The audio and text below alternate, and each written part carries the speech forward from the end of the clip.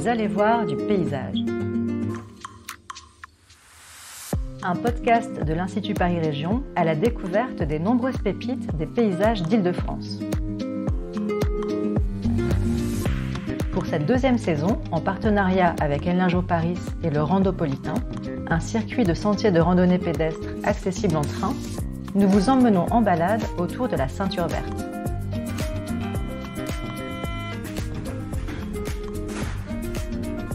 Dans cet épisode, Corinne Legène, paysagiste et urbaniste à l'Institut Paris Région, nous parle notamment du Bois Saint-Martin et de l'histoire de la Ceinture Verte.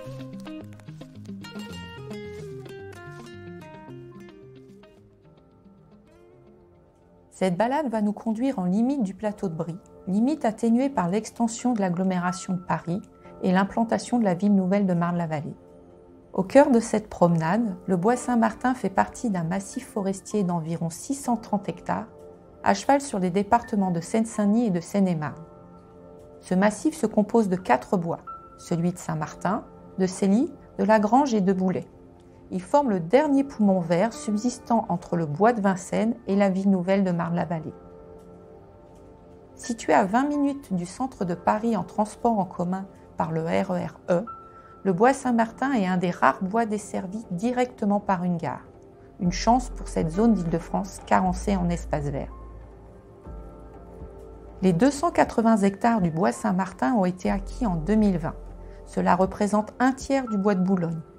Cette acquisition est le fruit d'un travail mené depuis plusieurs décennies par l'Agence des espaces verts, devenue Île-de-France Nature, pour le compte de la région. Car l'enjeu était de taille. Cet élément majeur de la ceinture verte régionale constituait, dans la métropole parisienne, le plus grand bois privé fermé au public. Il a fallu attendre près d'un demi-siècle et moult péripéties pour que ce poumon vert partagé en plusieurs indivisions soit acquis en 2020. Des procédures avaient été lancées dès 1973. Pour respecter l'arrêté de biotope pris en 2006 par l'État, Île-de-France Nature, la région et les communes attenantes se sont engagées à préserver la vocation forestière et naturelle du Bois Saint-Martin et à assurer la sauvegarde et la préservation des espèces animales et végétales protégées. Une partie de la surface du Bois Saint-Martin est interdite d'accès au public et constitue un espace de tranquillité pour la faune et la flore. Privé depuis le XVIIIe siècle, sa fermeture au public avait permis de protéger cet espace de toute influence humaine. Il se distingue ainsi des autres bois franciliens par une diversité de milieux, comme on en voit rarement en Île-de-France. Entre ces longues allées bordées d'arbres, centenaires pour certains, s'étend une palette de milieux qui offre aux promeneurs des ambiances variées, mares, prairies et autant d'habitats pour la faune et la flore. Des espèces communes telles que le chevreuil, renard, écureuil roux, des plus rares et certaines protégées à l'échelle nationale. La bondrée apivore, la pique-grièche écorcheur, le pique-mare ou le pique-noir pour les oiseaux, le triton crêté et la grenouille agile pour les amphibiens, et niveau flore, la lobélie brûlante, la lèche allongée ou encore la queue de souris naine. L'histoire de l'ouverture au public du Bois Saint-Martin montre la difficulté de préserver et valoriser des espaces de nature. Ce projet précis s'inscrit dans un projet plus vaste, la préservation de la ceinture verte. Qu'est-ce que la Ceinture Verte ? La ceinture verte dont on parle, ce n'est pas celle autour de Paris, collée au boulevard périphérique. C'est celle de la région Île-de-France. C'est un territoire périurbain plus vert qu'on ne pense.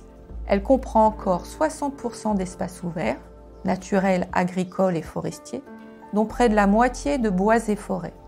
Ainsi, la ceinture verte offre 10 massifs forestiers de plus de 750 hectares ouverts au public aux portes de l'agglomération.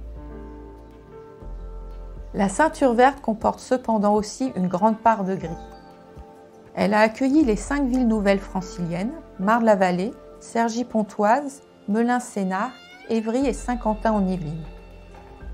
Elle comprend les 2 principaux aéroports de la région, Roissy-Charles de Gaulle et Orly, les 2 principaux sites touristiques hors de Paris, Versailles et Disneyland, mais également en matière de transport, la francilienne et les lignes d'interconnexion TGV.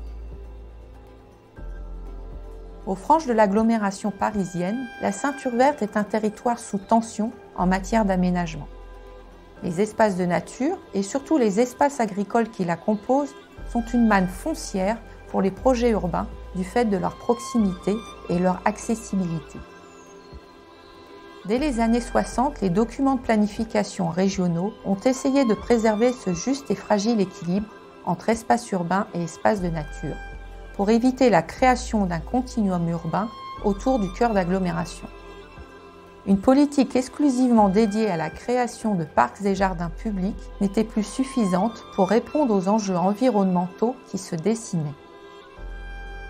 Ainsi, le schéma directeur régional de 1976, porté par l'État, crée en même temps que les 5 villes nouvelles 6 vastes zones naturelles d'équilibre à dominante rurale: le Vexin, la Plaine de France, le plateau de Brie, les plateaux du Sud, le Hurepoix et la plaine de Versailles, pour maintenir des discontinuités entre les villes nouvelles et prévenir leur débordement.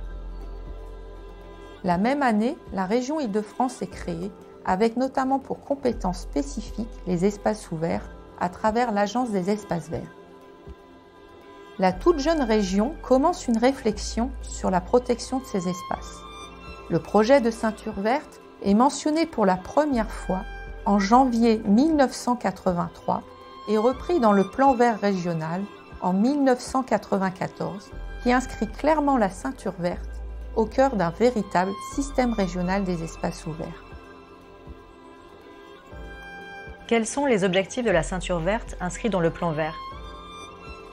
Il s'agit en premier lieu de maîtriser le front urbain, mais aussi de protéger et d'étendre le domaine forestier, de créer de nouveaux équipements récréatifs, de favoriser le maintien de l'agriculture périurbaine, d'éviter le morcellement des espaces par les nouvelles infrastructures, d'améliorer la lisibilité des grands sites et de mieux composer les entrées de la ville, et pour finir, protéger le patrimoine naturel, la faune et la flore.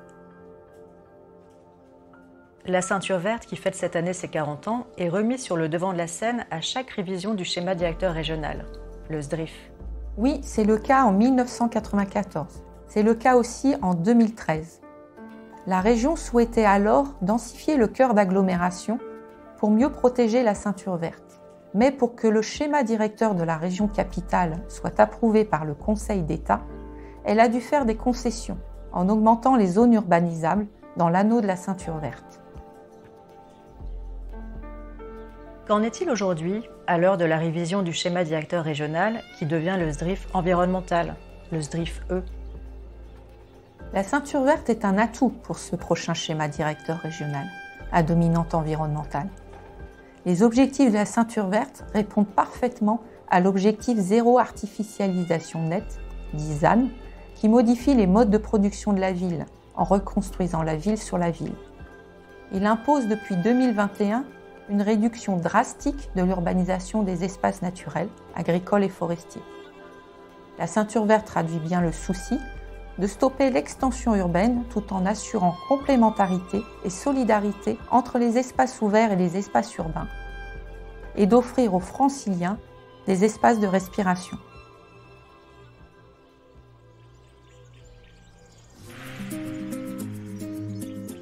Retrouvez nos podcasts sur institutparisregion.fr, enlargeurparis.fr ou abonnez-vous sur une plateforme comme Spotify, Apple, Deezer ou YouTube. Et bonne balade sur la ceinture verte.